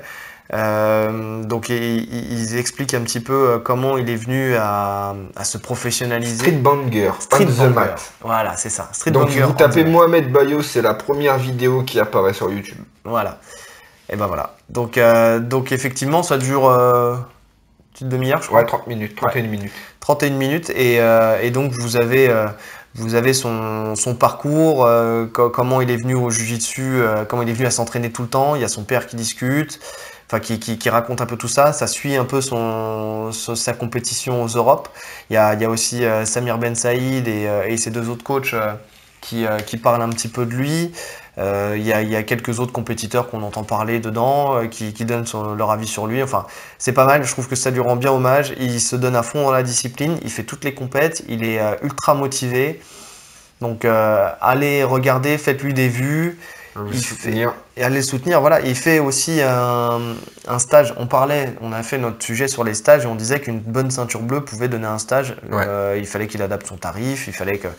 Et ben c'est ce qu'il fait. Il va faire un stage sur la garde fermée à 10 € à Savigny-le-Temple chez lui. C'est quand? C'est dans pas longtemps. C'est dans peu de temps. Essaye de meubler, je vais essayer de chercher. Voilà, moi je suis en mode avion pour le micro et c'est lui en fait notre source d'internet. C'est Rolly. Et donc oui, n'hésitez pas à y aller aussi. Dimanche 28 avril à 15h. Dimanche 28 avril à 15h. J'aime bien parce qu'il s'est tendu vers mon micro comme s'il n'avait pas de micro. C'est génial. Donc et en plus il a fait une belle affiche. Donc il va faire un stage sur la garde fermée. 10 €, 15h, 17h. 15h, 17h. Donc 2h, 10 €. Faut pas hésiter. Enfin voilà, si jamais vous êtes dans le coin, si jamais vous voulez peaufiner votre garde fermée, il a le niveau technique pour pouvoir donner un stage. Il n'y a pas de souci. Allez-y, faites-vous plaisir, ça vous fera que progresser, surtout si vous débutez et que vous voulez avoir les conseils d'un compétiteur, d'une des meilleures ceintures bleues au monde, de toute façon, voilà, faut pas avoir peur de le dire. Donc voilà, parce que je crois qu'après il a fait deuxième au Paname, il a fait au Pan. Pardon. Il a fait une belle performance à Lisbonne. Il a fait une belle performance à Lisbonne. Non, mais après, il a fait un podium, il a fait deuxième au PAN. Il a fait, parce qu'ils le mettent à la fin du reportage, justement, ces deux résultats qu'il a fait. Après, donc voilà, c'est une des meilleures ceintures bleues au monde. Allez-y, profitez de son expérience, il vous donnera de bons détails. En plus, c'est un mec qui est super cool. Donc voilà, n'hésitez pas à y aller. Yes. Bon, je pense qu'on a fait le tour de notre sujet. On a un peu divagué. On a un peu parlé des championnats d'Europe. Ouais, c'est l'actualité en fait. C'est l'actualité. Mais... Finalement, c'est. On a fait notre petit débrief. C'est ça.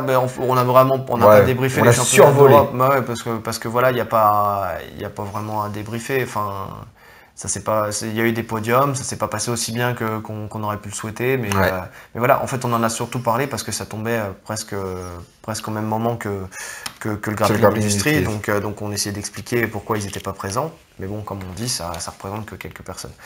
Donc voilà, moralité, nous on est pour ces événements, on est content que le Grappling Industry soit arrivé. Tout ce qu'on a dit là, c'est pour peut-être essayer de faire évoluer la formule, comme d'habitude, toujours dans un effet peut-être positif. Qui on est pour dire ça? De podcasteurs, et on vous emmerde. Le mec déraille. Le mec a perdu tout son public. Je vais vous donner son adresse, vous allez regarder. Donc voilà, non, mais on essaye toujours de faire en sorte de faire évoluer la discipline et de donner des éléments vus de l'extérieur quand on a la chance de notre avis de spectateurs en fait. De spectateurs. De pratiquants et de spectateurs. Exactement. Donc voilà, comme le Naga a peu de chances de revenir en France, le Grappling Industry est une bonne alternative. Ce vide. Et peut-être que ça fera revenir, si jamais ça marche, ça fera peut-être revenir d'autres événements. Et c'est tant mieux pour tout le monde, mais comme on vous le dit, n'ayez pas peur de les faire. Il faut arrêter de boycotter. On est dans une recherche d'efficacité, on est dans une recherche de faire nos preuves dans le monde entier, entre guillemets, sur le niveau du JJB, du grappling français. Faut arrêter de chipoter, faut arrêter de faire des guerres de clans, entre guillemets. Allez-y, participez aux événements, faites vivre l'événement et surtout, c'est un respect pour le travail de ceux qui se saignent pour organiser ces événements-là, les Cordo, pardon, on n'aura jamais le fin mot de l'histoire. Mais voilà, lui c'est sa vie de famille aussi qui met entre parenthèses, d'après ce que j'ai compris, pour organiser ça. Bon, il l'a choisi, mais voilà, faut par respect pour ces personnes-là qui essayent de faire évoluer la discipline chez nous. Il faut participer. Le meilleur remerciement qu'on a, c'est de participer aux événements. Ouais. Donc allez-y, à vos cartes bancaires. Non, il y a un peu de comment dire, je vais pas dire de courage parce que j'aime pas ça, il y a pas une question de courage parce que c'est pas une question de courage. Non, parce que vous êtes des combattants quoi qu'il arrive, mais c'est juste Il y a eu un peu d'ouverture, c'est ça, un peu d'ouverture d'esprit et puis voilà, aller participer et pratiquer avec d'autres styles, d'autres gens et puis rencontrer d'autres gens aussi. Hein. C'est intéressant. Ouais, bah, on n'a pas le recul suffisant, je pense qu'on sera fixé l'année prochaine pour le deuxième. Je me fixerai pas sur Bordeaux parce que dans le sud, on sait que ça attire toujours moins de monde, même s'il y a de plus en plus d'événements dans le sud et de plus en plus de pratiquants. On voit les combats, les trucs comme ça, on voit qu'il y a quand même pas mal de monde. Mais bon, le central, c'est quand même vraiment, malheureusement, Paris. Donc je sais pas si ça se fera à Sevran ou ailleurs l'année prochaine, mais en tout cas voilà, on verra ça et on verra l'évolution en termes de com, si ça change ou. Si on est encore présent, on fera un débrief, on fera un comparatif. Exactement. Pas Naga, Grappling Industry, mais Grappling Industry tout seul. Voilà, exactement. Donc on verra ça. En tout cas, merci à tous. J'espère qu'on a été concis pour une fois, j'y crois pas trop. Non, j'y crois pas. J'y crois pas trop et intéressant. Fabrique, hein. Non, voilà, on était parti sur 45 minutes à la base, hein. Mais bon, on s'est perdu. On n'est pas les maîtres du temps. Et donc voilà. En tout cas, il nous reste qu'à vous souhaiter une bonne journée, une bonne soirée, en fonction de l'heure à laquelle vous nous écoutez. Et puis à la prochaine. À la prochaine. Allez, salut.